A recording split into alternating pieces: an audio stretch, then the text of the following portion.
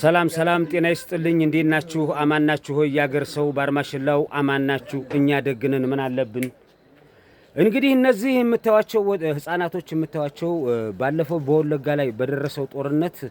ከሀገራቸው ከተሻለ ኑሯቸው ከርሻቸው ከሀብታቸው ከንብረታቸው ከበሮቻቸው በጣም በተሻለ ሁኔታ በተሻለ ኑሮ የሚኖሩ ሰዎች ነበሩ ነገር ግን ዛሬ ግን ተፈናቅለው አዋቸው እናቶቻችን እዚህ ግቢ ውስጥ የሚገኙ እንግዲህ ወደ 400 አባወራዎች አሉ አሁን ግን በእውነት በተጨባጭነት እዚህ ግቢ ውስጥ የሚገኙት ወደ 80 የሚሆኑ አባወራዎች ይገኛሉ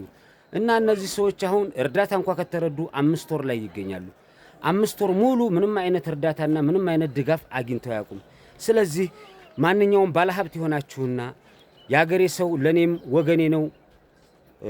እሱ የራበው እኔ እየበላሁ አላድርም ብላችሁ የምታስቡ የአካባቢያችን ባለሀብቶችና እንዲሁም የመንግስት ማካሎች ከሆናችሁ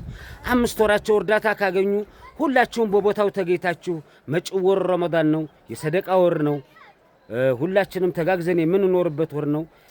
2 ልብስ 3 ልብስ ያለው ለነዚህ ልጆች ለህፃናቶቹ ለናቶች 2 ቢጃማ 3 ቢጃማ ያላችሁ ለእንትና ሰርግ ጊዜ የገዛሁት እንትና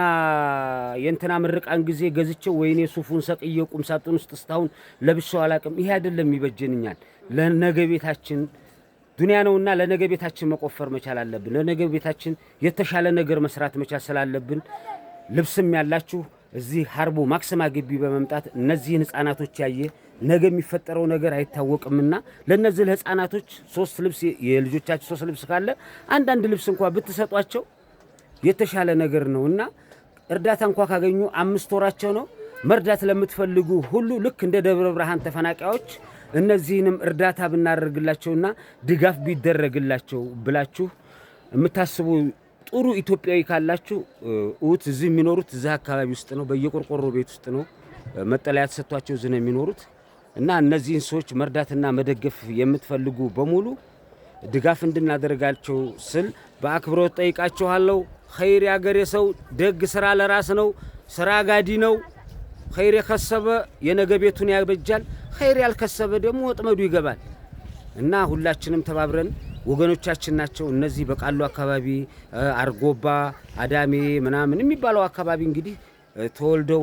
ቤተሰቦቻቸው በ77 ጊዜ ተፈናቅለው ሄዱ ናቸው አሁን ደግሞ ማክሰማ ግቢ ይገኛሉ መርዳትና መደገፍ የምትፈልጉ በሙሉ በቦታው ተገኝታችሁ አድራሻችንን ጠይቃችሁ